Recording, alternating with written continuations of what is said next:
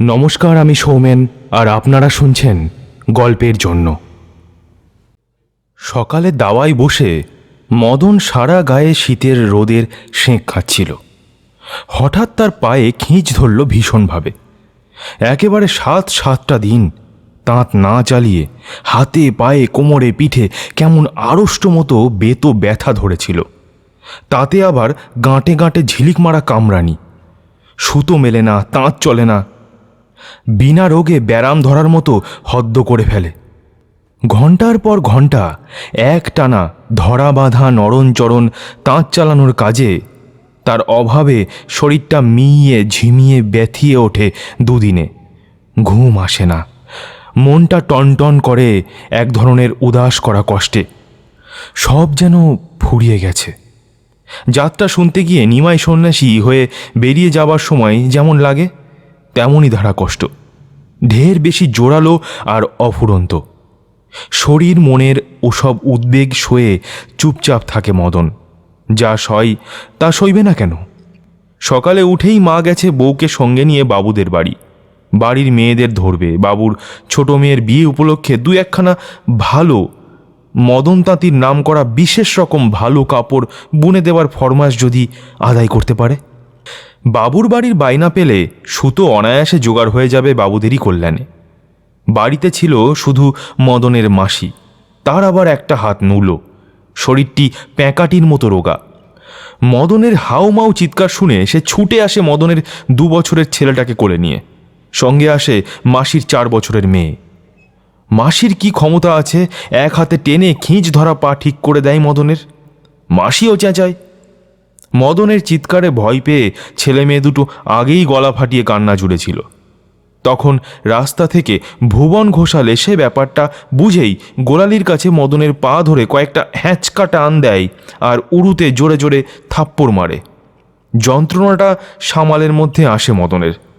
মুচড়ে মুচড়ে ভেঙে পড়ার বদলে বসে আনে পাটা। বাঁচালেন মুখে মুখে সুস্তে সুস্তে মদন পায়ে হাত ঘষে। খড়ি ওঠা ফাটা পায়ে হাতের কড়া তালুর ঘষার শব্দ হয় শোষেরই মতো। ভুবন পরামর্শ দেয়, উঠে হাঁটো, দুপা সেরে যাবে। মদন কথা কয় না। এতক্ষণে আশেপাশের বাড়ির কয়েকজন মেয়ে পুরুষ ছুটে এসে হাজির হয়েছে হুল্লোড় শুনে।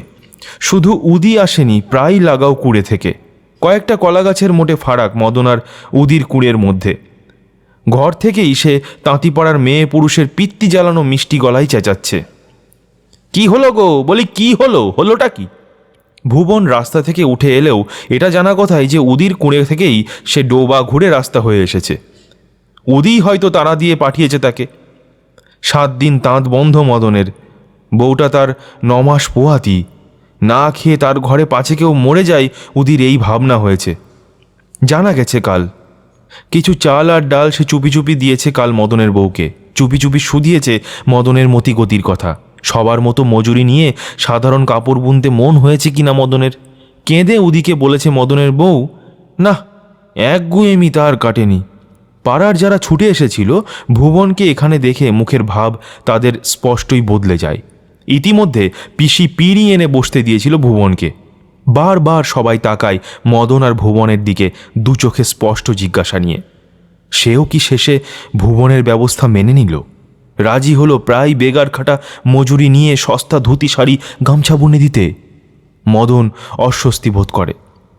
মুখের খোঁচা খোঁচা গোবদারি মুছে ফেলে হাতের চেটোতে। সবার নিঃশব্দ জিজ্ঞাসার জবাবেই যেন বুড়ো ভোলাকে শুনিয়ে সে বলে, পায়ে খিঁচ ধরল হঠাৎ, সে কি যন্ত্রণা! বাপ, একদম যেন মৃত্যু যন্ত্রণা। ও মরি আর কি। উনি ছুটে এসেই টেনে টুনে ঠিক করে দিলেন পাটাকে, বাঁচালেন মুখে। গগন তাঁতির বেটে মোটা বউ অদ্ভুত আওয়াজ করে বললে, কাছেই ছিলেন তা এলেন ভালো, তাই তো বলি মোরা। তাঁত না চালিয়ে গাঁটা ঠিক নেই, তাড়াতাড়ি বলে মদন। গগন তাঁতির বউয়ের মুখকে তার বড় ভয়। বৃন্দাবন দাঁড়িয়েছিল পিছনে অপরাধীর মতো। তার কুড়েও মদনের ঘরের প্রায় লাগাও। উত্তরে একটা আম গাছের ওপাশে, যার দুপাশের ডালপালা দুজনের চালকে প্রায় ছুঁই ছুঁই। বুড়ো ভোলার চেয়ে বৃন্দাবনের বয়স অনেক কম, কিন্তু শরীর তার অনেক বেশিই জরাজীর্ণ। একটি তার পুরনো জীর্ণ তাঁত, গামছা আর আঠাতি কাপড় শুধু বোনা যায়, তাতে সে আর বসে না, ক্ষমতা নেই। তার বড় ছেলে রসিক তাঁত চালায়। সুতোর অভাবে তাঁতিপাড়ার সমস্ত তাঁত বন্ধ। অভাব ও আতঙ্কে সমস্ত তাঁতিপাড়া থমথম করছে। শুধু তাঁত চলছে কেশবের আর বৃন্দাবনের। ভুবন অমায়িকভাবে বৃন্দাবনকে জিজ্ঞাসা করে, কখানা গামছা হয়েছে বৃন্দাবন? বৃন্দাবন যেন চমকে ওঠে, এক পা পিছিয়ে যায়। জানি না বাবু, মোর ছেলা বলতে পারে। বাঁকা মেরুদণ্ডটা একবার সোজা করবার চেষ্টা করে বৃন্দাবন। অসহায় করুণ দৃষ্টিতে সবার দিকে একবার তাকায়। ছেলেকে শুধোবেন বাবু, ও সব জানি না আমি কিছু। পিছু ফিরে ধীরে ধীরে চলে যায় বৃন্দাবন। গগনের বউ বলে মুখ বাঁকিয়ে ঝাঁঝের সঙ্গে, আমি কিছু জানি না গো, মোর ছেলা জানে, কত ঢং জানে বুড়ো। বুড়ো ভোলা বলে, আহা থামো না বুনোর মা, অত কথাই কাজ কি? যন্ত্রণা গেছে না মদন? এই মোরা তবে যায়। হ্যাঁ, কেশব গেলেই পয়সা পাবে, গামছা কাপড় বুনে দিলেই পয়সা মেলে, এসব কথা, এসব ইঙ্গিত দাঁড়িয়ে দাঁড়িয়ে শুনতে তারা ভয় পায়। সব ঘরে রোজগার বন্ধ, উপোস। ভুবন বলে, তোমার গায়ের তাঁতিরা জানো মদন, বড় বোকা। মদন নিজেও সাত পুরুষের তাঁতি। রাগের মাথায় সে ব্যঙ্গ করেই বসে, সে কথা বলতে তাঁতি জাতটাই বোকা। ভুবন নিজের কথা বলে যায়, সুতো কিনতে পাচ্ছিস না, পাবিও না কিছুকাল। তাঁত বসিয়ে রেখে নিজে বসে থেকে লাভ কি বল? মিহিরবাবু সুতো দিচ্ছেন, বুনে দে, যা পাস তাই লাভ। তা নয় সুতো না কিনতে দিলে কাপড়ই বুনবে না, এ কি কথা? তোমার কথা নয় বুঝতে পারি, সস্তা কাপড় বুনবেই না তুমি, কিন্তু ওরা পোষায় না ওদের। সুতো কি সবাই কেনে না কিনতে পারে? আপনি তো জানেন বেশিরভাগ দাদন কর্জেই তাঁত চালায়, পর্তা রাখে দিবারাত্রির তাঁত চালিয়ে, মুখে রক্ত তুলে। আপনি তাও আর্ধেক করতে চান, পারবো কেন মোরা? নইলে এইদিকে যে পর্তা থাকে না বাবু, কি দরে সুতো কেনা জানো?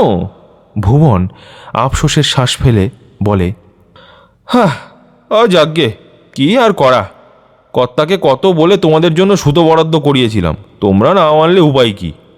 বুঝি তো সব, কিন্তু দিনকাল পড়েছে খারাপ, তাঁত রেখে কোনো মতে টিকে থাকা, নয়তো দুদিন বাদে তাঁত বেচতে হবে তোমাদের। ভালো সময় যখন আসবে, সুতো মিলবে আবার, তখন মনে পড়বে এই ভুবন ঘোষালের কথা, বলে রাখছি, দেখো মিলিয়ে। তখন আফসোস করবে আমার কথা শুনলে, তাঁতও বজায় থাকতো, নিজেরাও টিকে থাকতে। তাঁত বাধা দিতে বা বেচতে হলে মিহিরবাবুর হয়ে ভুবনই কিনবে, সেই ভরসাতেই হয়তো গ্যাঁট হয়ে বসে আছে লোকটা। কিন্তু সে পর্যন্ত কি গড়াবে? তার আগে হয়তো ভুবনের কাছে সুতো নিয়ে বুনতে শুরু করবে তাঁতিরা। মাসি এসে ঘুরঘুর করে আশেপাশে। বামুনের ছেলে পায়ে হাত দিয়েছে মদনের। গড় হয়ে পায়ের ধুলো নিয়ে ভুবনকে যতক্ষণ সে প্রণাম না করছে, মাসির মনে শান্তি নেই। মদনের বুঝি খেয়াল হয়নি, ভুলে গেছে। মদনের পা দুটো টান হয়ে ভুবনের পিঁড়ির দিকে এগিয়ে গেলে মাসির আর ধৈর্য থাকে না। মদনের কানের কাছে মুখ নিয়ে গিয়ে প্রণামের কথাটা মনে করিয়ে দেয়। মদন একেবারে খিঁচড়ে ওঠে, মেয়েটাকে নে না করলে, কেঁদে মরছে, মর্গে না হেতা থেকে জেঠা মরবি। ছেলে মেয়ে দুটোকে নিয়ে মাসি পালায়। মদনের এই মেজাজ চেনে মাসি। মেয়ে কাঁদছে বলে বকুনি মিছে, ওটা ছুতো। ছেলেপিলে কানের কাছে চেঁচালে মানুষের অশান্তি কেন হবে মাসিও জানে না, মদনও বোঝে না। ছেলে মেয়ের কান্না মদনের কানে লাগে না, তাঁতের ঠকঠকি, মেয়েদের বকাবকি ঝিঝির ডাকের মতো। মেজাজটাই বিগড়ে গেছে মদনের। না করুক প্রণাম সে বামুনের ছেলেকে। মদনের ওপর মাসিমার বিশ্বাস খাঁটি। রামায়ণ সে পড়তে পারে সুর করে। তাঁতের কাজে বাপের নাম সে বজায় রেখেছে। সেরা জিনিস তৈরির বায়না পায় মদন তাঁতি। মদনের মার সঙ্গে কচি বয়সে এ বাড়িতে এসে মাসি শুনেছিল বাবুদের বাপের আমলের বেনারসি বুনে দেবার বায়না পেয়েছিল মদনের বাপ। বিয়ের সময় জালের মতো ছিষ্টি ছাড়া শাড়ি বুনে পরতে দিয়ে তার সঙ্গে যে মশকরা করেছিল মদনের বাপ, সে কথা কোনোদিন ভুলবে না মাসি। আজ আকাল বায়না আসে না, সুতো মেলে না, তাঁত চলে না, তবু মদন উঁচা কাপড় বোনে না। ওর জন্য কষ্ট হয় মাসির, ওর বাপের কথা ভেবে। মা বউ যেন কেমন ব্যবহার করে ওর সাথে। মদনের বাপ যদি আজ বেঁচে থাকতো, মাসি ভাবে, বেঁচে থাকলে 4.5 বেশি বয়স হতো তার। মাসি তা ভালো বোঝে না। শুধু শ্রীধরের চেয়ে সে বেশি বুড়ো হয়ে পড়ত ভাবতে মনটা তার মুষড়ে যায়। শ্রীধর তাঁতির বেঁচে থাকার দুর্ভাগ্য দেখে সে নিজেই যে কামনা করে এবার বুড়োর যাওয়াই ভালো। না থাক মদনের বাপ, মদন তো আছে। মদনের মা বউ ফিরে আসে গুটি গুটি। পেটের ভারে মদনের বউ থপথপ পা ফেলে হাঁটে। হাত পা তার ফুলছে কদিন থেকে। পরনের জীর্ণ পুরনো শাড়িখানা মদন নিজে বুনে দিয়েছিল তাকে বিয়ের সময়। এখনও পাড়ের বৈচিত্র্য, মিহি বুননের কোমল খাপি উজ্জ্বলতা সব মিলে এমন সুন্দর আছে কাপড়খানা যে অতি বিশ্রীভাবে পরলেও রুক্ষ জট বাঁধা চুল, চোখলা ওঠা ফাটা চামড়া এসব চিহ্ন না থাকলে বাবুদের বাড়ির মেয়ে মনে করা যেত তাকে। মদনের মা বিড়বিড় করে বকতে বকতে আসছিল লাঠি ধরে কুঁজো হয়ে। ভুবনের সামনে সে কিছু না বললেই মদন খুশি হতো, কিন্তু বুড়ির কি সে কাণ্ডজ্ঞান আছে? সামনে এসেই সে শুরু করে দেয়। মদন তাঁতির এ অতি বশীকরণ বসন্ত শাড়ির বায়নার কথা শুনেই বাবুর বাড়ির মেয়েদের হাসি টিটকিরি দিয়ে তাদের বিদায় করার কাহিনী। ওসব কাপড়ের চল আছে না কি আর? দিদিমারা, ঝিরা আর চাষার ঘরে মেয়েরা পরে ওসব। মদন তাঁতি, মদন তাঁতির কাপড়, বনগাঁয় শেয়াল রাজা মদন তাঁতি।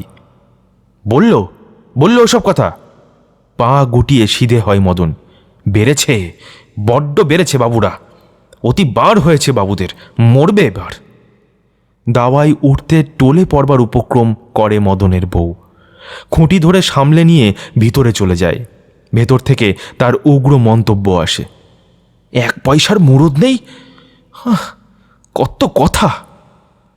ভুবন সান্ত্বনা দিয়ে বলে, মেয়েরা এমন বলে মদন, ওসব কথায় কান দিতে নেই।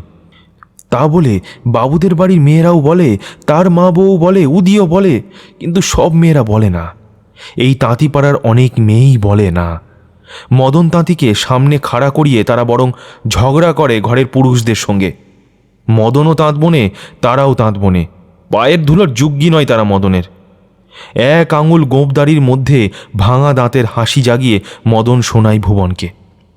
একটা এড়ে তাঁতির তেজ আর নিষ্ঠায় একটু খটকাই যেন লাগে ভুবনের। একটু রাগ, একটু হিংসার জ্বালাও যেন হয়। সম্প্রতি মিহিরবাবুর তাঁতের কারবারে জড়িয়ে পড়ার পর সে শুনেছিল এ অঞ্চলের তাঁতি মহলে একটা কথা চলিতাছে, মদন যখন গামছা বুনবে।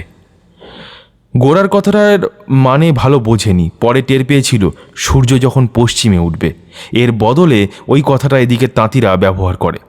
সে জানে মদন যদি তার কাছ থেকে সুতো নিয়ে কাপড় বুনে দিতে রাজি হয় আজ, কাল তাঁতিপাড়ার বেশিরভাগ লোক ছুটে আসবে তার কাছে সুতোর জন্য। বড় খামখেয়ালি একগুঁয়ে লোকটা। এই রাগে, এই হাসে, হা হুতাশ করে, এই লম্বা চওড়া কথা কয় যেন রাজা মহারাজা।